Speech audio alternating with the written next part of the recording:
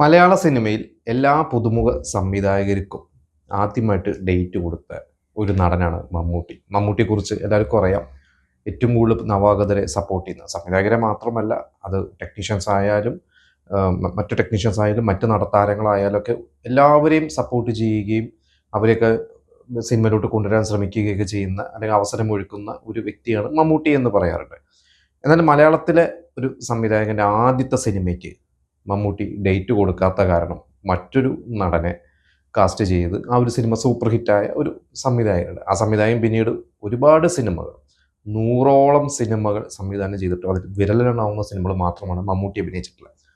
ഞാൻ പറയുമ്പോൾ പലർക്കും ഇപ്പം തന്നെ മനസ്സിലായിട്ടുണ്ടോ, ആ സംവിധായകനാണ് പ്രിയദർശൻ.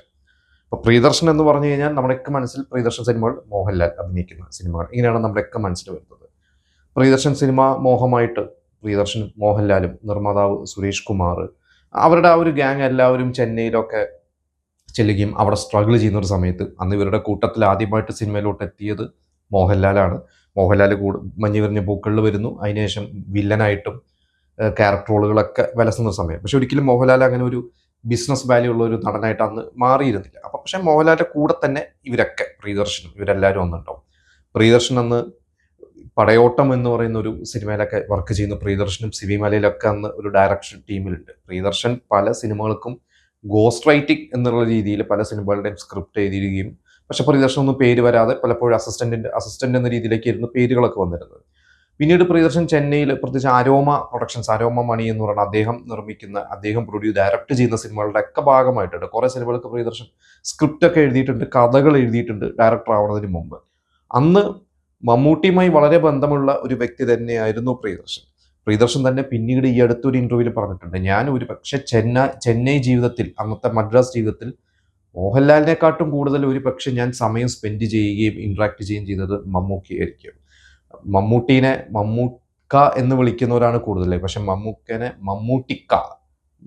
മമ്മൂട്ടിക്ക എന്ന് വിളിക്കുന്ന ഒരു വ്യക്തി പ്രിയദർശനാണ്. ഇവന് പ്രിയദർശൻ മാത്രമാണ് അങ്ങനെ വിളിച്ച് ശീലിച്ചിട്ടുള്ളത്. പിന്നീട് പലവരൊക്കെ ആ പ്രിയദർശൻ അനുകരിച്ചിട്ടൊക്കെ വിളിച്ചിട്ടുണ്ടെന്ന് തോന്നുന്നു.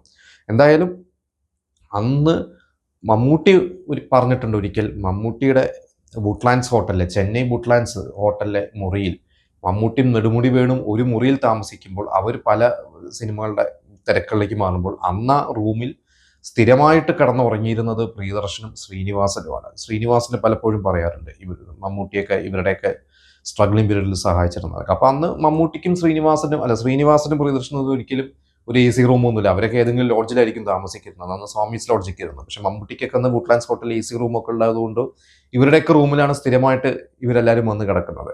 അപ്പോൾ അന്ന് അത്ര ഒരു ബന്ധമാണ് പ്രിയദർശൻ മമ്മൂട്ടിയായിട്ടുള്ളത്. അങ്ങനെ പ്രിയദർശൻ ഇൻഡിപെൻഡന്റ് ആവാൻ വേണ്ടി, സ്വതന്ത്ര സംവിധായകനാവാൻ വേണ്ടി ഒരു സിനിമ പ്ലാൻ ചെയ്യുന്നു. ആ ഒരു സിനിമയുടെ കഥയും കാര്യങ്ങളൊക്കെ പ്ലാൻ ചെയ്ത് വരുന്നു. അന്ന് ആ ഒരു സിനിമയ്ക്ക് ഒരു സ്റ്റാർ കാസ്റ്റ് പ്രിയദർശൻ ഉദ്ദേശിച്ചിരുന്നത് മമ്മൂട്ടി, ശങ്കർ, മോഹൻലാൽ. അന്ന് എന്തുകൊണ്ടും താരമൂല്യം ഉള്ള ഒരു വ്യക്തി മമ്മൂട്ടി തന്നെയാണ്. ശങ്കറും ഈക്വലി താരമൂല്യമുള്ള ഒരു നടൻ തന്നെയാണ്. മോഹൻലാൽ അന്ന് ഇവർക്കൊക്കെ തന്നെയാണ് ഇവരുടെ താരമൂല്യം. പക്ഷെ സുഹൃത്താണ്. അന്ന് മോഹൻലാൽ അഭിനയിക്കാമെന്ന് കേൾക്കുന്നു, ശങ്കർ ഡേറ്റ് കിട്ടുന്നു. പക്ഷെ മമ്മൂട്ടിയുടെ അടുത്ത് കഥ പറഞ്ഞു കഴിഞ്ഞപ്പോൾ മമ്മൂട്ടി അതിനോട് നോയാണ് പറഞ്ഞത്. മമ്മൂട്ടി അതിന്, ഞാൻ രണ്ട് രീതിയിൽ പല കേട്ടിട്ടുണ്ട്, പ്രിയദർശൻ തന്നെ പറയുന്നത് കേട്ടിട്ടുണ്ട്. മമ്മൂട്ടി പറഞ്ഞു, നീ ആദ്യം സംവിധാനം പഠിച്ചിട്ടൊക്കെ വാ എന്നുള്ള രീതിയിൽ മമ്മൂട്ടി തമാശയായിട്ട് പറഞ്ഞു വിട്ടു എന്നുള്ളതാണ്. ഒരുപക്ഷെ മമ്മൂട്ടിക്ക് കോൺഫിഡൻസ് ഇല്ലാത്തതായിരിക്കാം, അല്ലെങ്കിൽ അന്ന് മമ്മൂട്ടി അത്രയധികം സിനിമകൾ ചെയ്യുന്ന ഒരു തിരക്കാണ്, ഡേറ്റിൻ്റെ ഇഷ്യൂസ് ആവാം. പിന്നീട് അതൊരു മൾട്ടി സ്റ്റാർ ഒരിക്കലും പ്രശ്നമാണെന്ന് വിശ്വസിക്കുന്നില്ല. എന്തോ കാരണങ്ങൾ കൊണ്ട് മമ്മൂട്ടി ആ ഒരു സിനിമയുടെ ഭാഗമായില്ല. പകരം MG സോമന്റെ അടുത്താണ് പോയത്. MG സോമൻ ഈ പറയുന്ന മമ്മൂട്ടിയെക്കാട്ടും ശങ്കറിനെക്കാട്ടും മോഹൻലാലിനെക്കാട്ടും ഒക്കെ സീനിയറാണ്. 70s സൂപ്പർ സ്റ്റാറാണ് സോമൻ. സുകുമാരൻ എന്ന് പറഞ്ഞു കഴിഞ്ഞാൽ ആ ഒരു 70s കാലഘട്ടത്തിൽ സൂപ്പർ സ്റ്റാറാണ്. പിന്നീട് മമ്മൂട്ടി, മോഹൻലാൽ അല്ലെങ്കിൽ ശങ്കർ ഇവരൊക്കെ വന്ന സമയത്ത് ഒരു ക്യാരക്ടർ റോളുകളിലോട്ട് മാറിയ, നായകനാണെങ്കിൽ കൂടുതൽ ക്യാരക്ടർ റോളുകളിലോട്ട് മാറിയ ഒരു വ്യക്തിയാണ് സോമൻ. ആ ഒരു ക്യാരക്ടറിന്, ആ ഒരു സിനിമയിലെ ക്യാരക്ടറിന് സോമൻ ശരിക്കും ആപ്റ്റല്ല. പക്ഷെ സോമന്റെ ഡേറ്റ് കിട്ടി കഴിഞ്ഞപ്പോൾ കുറച്ചും കൂടി ഇവർക്ക് ഓക്കെ ആയിരുന്നു. ബിസിനസ് വന്നു, സോമനാണ് അഭിനയിക്കുന്നത്. ആ ഒരു സിനിമയായിരുന്നു പൂച്ചയ്ക്കൊരു മൂക്കുത്തി. നമ്മൾ ഇന്നും ആ ഒരു സിനിമ കാണുമ്പോൾ വളരെ രസമുള്ള ഒരു സിനിമയാണ്. അന്ന് വരെ മലയാള സിനിമ പരീക്ഷിക്കാത്ത തരത്തിലുള്ള ഒരു മൾട്ടി ലീനിയർ, നമ്മളെന്താ പറയുക, പല കഥകൾ ആണ് ആ സിനിമയിൽ. നമ്മൾ ശ്രദ്ധിച്ചു കഴിഞ്ഞാൽ അതിൽ സോമന്റെ ലൈഫ് ഒരു കഥ, മോഹൻലാലിന്റെ ലൈഫ് ഒരു കഥ, ശങ്കർ മേനകയുടെ ലൈഫ് ഒരു കഥ. പിന്നെ ഇവരെല്ലാവരും തമ്മിലൊരു കണക്ഷൻ വരുന്നത് എങ്ങനെയാണ്, ഇന്ന് ഒരു 2010-നൊക്കെ ശേഷമാണ് നമ്മൾ കൂടുതൽ മലയാളത്തിൽ ട്രാഫിക് പോലത്തെ സിനിമകളൊക്കെ അത്ര കഥകൾ വന്നത്. പക്ഷെ അന്ന് ഒരു ഹ്യൂമറിന്റെ രീതിയിൽ തന്നെയാണ് പ്രിയദർശൻ വർക്ക് ചെയ്തിട്ടുള്ളത്. പക്ഷെ വളരെ രസകരമായിട്ടാണ് സിനിമ വർക്ക് ചെയ്തത്. പക്ഷെ ഈ ഒരു സിനിമയ്ക്ക് ശേഷം പിന്നെ ശരിക്കും പറഞ്ഞു കഴിഞ്ഞാൽ അവിടെ നിന്ന് അങ്ങോട്ട് എടുത്തു കഴിഞ്ഞാൽ മമ്മൂട്ടി വളരെ കുറച്ച് സിനിമകൾ മാത്രമേ പ്രിയദർശന്റെ അഭിനയിച്ചിട്ടുള്ളൂ. കാരണം മമ്മൂട്ടി പുന്നാരം ചൊല്ലി ചൊല്ലി എന്ന് പറയുന്ന ഒരു സിനിമ, അതൊരു സീരിയസ് മൂഡിലുള്ള സിനിമയായിരുന്നു. പിന്നെ രാക്കുയിൽ രാധസദസ് എന്ന് പറയുന്ന ഒരു സിനിമ, പിന്നെ മഴ പെയ്യുന്നു മതളം കൂട്ടുന്നു എന്ന് പറയുന്ന സിനിമയിൽ ഒരു ഗസ്റ്റ് റോൾ, ചെറിയൊരു ഗസ്റ്റ് റോൾ, അതൊരു സൗഹൃദത്തിൽ ഒരു ക്യാമിയോ, ഫ്രണ്ട്ലി ക്യാമിയോ എന്ന രീതിയിൽ മമ്മൂട്ടി അഭിനയിച്ചത്.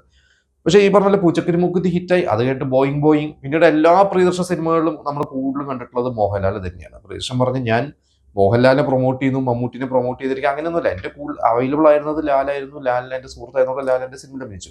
മമ്മൂട്ടിയുടെ അടുത്ത് ഡേറ്റ് കിട്ടിയില്ല, പലപ്പോഴും പല പ്രൊജക്ടുകൾ ആലോചിച്ചു, പക്ഷെ അതൊന്നും വർക്കായില്ല, പ്രൊജക്റ്റിലേക്ക് എത്താൻ പറ്റിയിട്ടില്ല. ഈ പറയുന്ന രാക്കുയിൽ രാധസദസ് ഞാൻ ഇവിടെ വായിച്ചിട്ടുണ്ട്. അന്ന് ശങ്കറിനെയും മേനകേനെയും വെച്ച്, അന്നത്തെ ഒരു ഹിറ്റ് കോംബോയാണ്.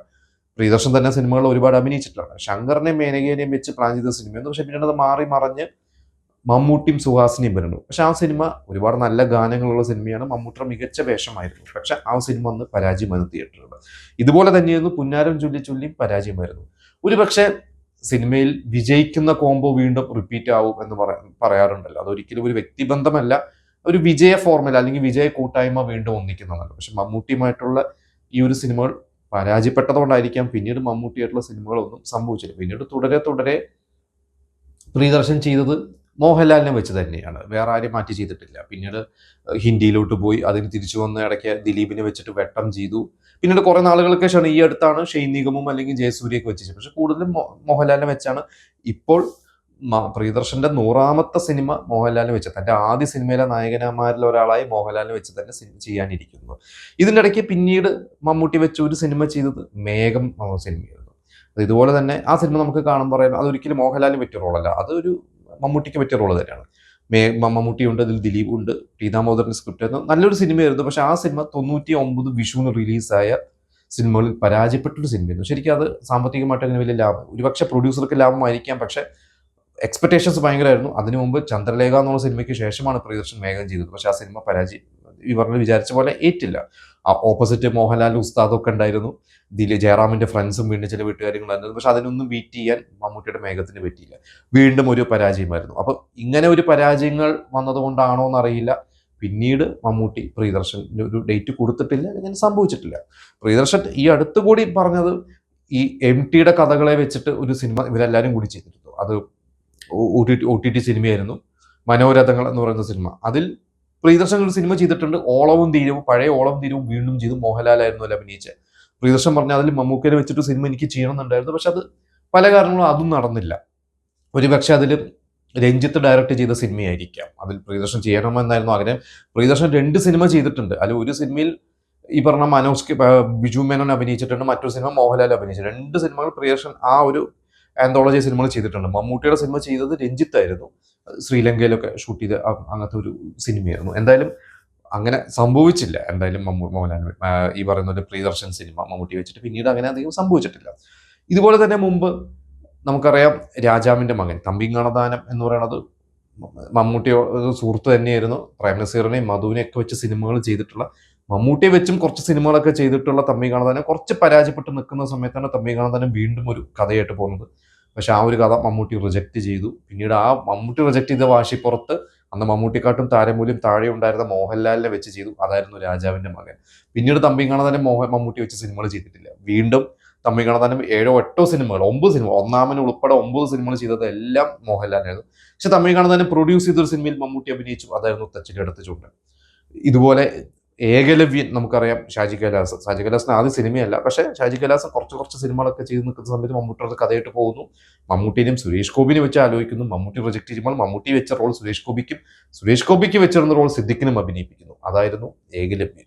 പക്ഷെ പിന്നീട് കിങ് എന്ന് പറയുന്ന ഒരു സിനിമ ചെയ്തു, ട്രൂത്ത് ചെയ്തു, ഒരുപാട് സിനിമകൾ വില്ലേട്ടൻ ഉൾപ്പെടെ ചെയ്തിട്ടുണ്ട്. ജിത്തു ജോസഫ് ഇതുവരെ മമ്മൂട്ടിയായിട്ടൊരു സിനിമ ചെയ്യാൻ പറ്റിയിട്ടില്ല. ജിത്തു ജോസഫ് ദൃശ്യവും മെമ്മറീസും വേറെ ഏതൊക്കെയോ സിനിമകൾ മമ്മൂട്ടിയുടെ അടുത്ത് കഥയായിട്ട് പോയിട്ടുള്ളതാണ്. പക്ഷെ അതൊന്നും മമ്മൂട്ടിക്ക് ഇഷ്ടപ്പെടാത്തതും ഒന്നും ഒത്തുവരാത്തത് കൊണ്ടും നടന്നില്ല എന്നുള്ളതാണ്. റോഷൻ ആൻഡ്രൂസിനും മമ്മൂട്ടിയായിട്ടും സിനിമകൾ പ്ലാൻ ചെയ്തിട്ട് നടന്നിട്ടില്ല. അപ്പോൾ ഒരുപാട് നവാഗതരെ മമ്മൂട്ടി സപ്പോർട്ട് ചെയ്യുന്നുണ്ട്, സിനിമകൾ ചെയ്യുന്നുണ്ട്.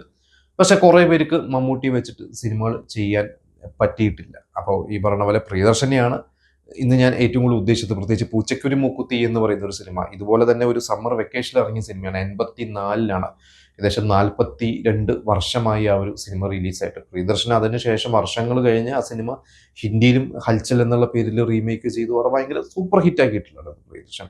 പക്ഷെ ഇന്നും എന്തുകൊണ്ട് മമ്മൂട്ടിയായിട്ട് എന്തെങ്കിലും പ്രശ്നമുണ്ടോ? അപ്പോൾ ഒരിക്കലും ഒരു പ്രശ്നമില്ല എന്ന് തന്നെയാണ് പ്രിയദർശൻ പറഞ്ഞിട്ടുള്ളത്. എനിക്ക് എൻ്റെ സ്വന്തം ചേട്ടനെ പോലെ മമ്മൂട്ടിക്ക എന്നാണ് ഞാൻ വിളിക്കുന്നത്. കുറച്ചുകൂടി വേറെ കൗതുകരമായിട്ടുള്ള കാര്യം, വർഷങ്ങൾക്ക് ശേഷം അടുത്ത തലമുറയിലോട്ട് എത്തിക്കഴിഞ്ഞപ്പോൾ മമ്മൂട്ടിയുടെ മകൻ ദുൽഖർ സൽമാൻ സിനിമയിലോട്ട് വന്നു. പ്രിയദർശൻ്റെ മകൾ കല്യാണി പ്രിയദർശൻ സിനിമയിലോട്ട് വന്നു.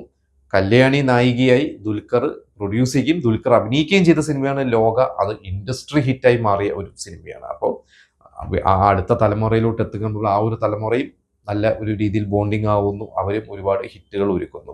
എന്തായാലും പ്രിയദർശൻ്റെ ഞാനിപ്പോൾ ഈ പറഞ്ഞ പൂച്ചക്കുരു മൂക്കത്ത് എന്ന് പറയുന്ന ഒരു സിനിമ നിങ്ങൾ കണ്ടിട്ടുണ്ടാവും. അപ്പോൾ ആ ഒരു സിനിമയിലെ കുറേ രസകരമായിട്ടുള്ള സീൻസ് ഉണ്ട്. എനിക്ക് ഇഷ്ടപ്പെട്ട ഒരുപാട്. ആ സിനിമയെക്കുറിച്ച് തന്നെ പറയുകയാണെങ്കിൽ നമുക്ക് 2-3 എപ്പിസോഡ് പറയാവുന്നതുണ്ട്. അപ്പോൾ ആ ഒരു സിനിമയെക്കുറിച്ച് നിങ്ങൾക്കറിയാവുന്ന അന്ന് ഒരു പക്ഷേ മമ്മൂട്ടിയായിരുന്നു അന്ന് ആ MG സോമൻ്റെ കഥാപാത്രം ചെയ്തിരുന്നെങ്കിൽ, മമ്മൂട്ടി ആയിരുന്നോ കുറച്ചുകൂടി ബെറ്റർ എന്ന് നിങ്ങൾക്ക് തോന്നുന്നുണ്ടെങ്കിൽ അത് നിങ്ങൾ നമുക്ക് കമൻറ്റ് ചെയ്യുക.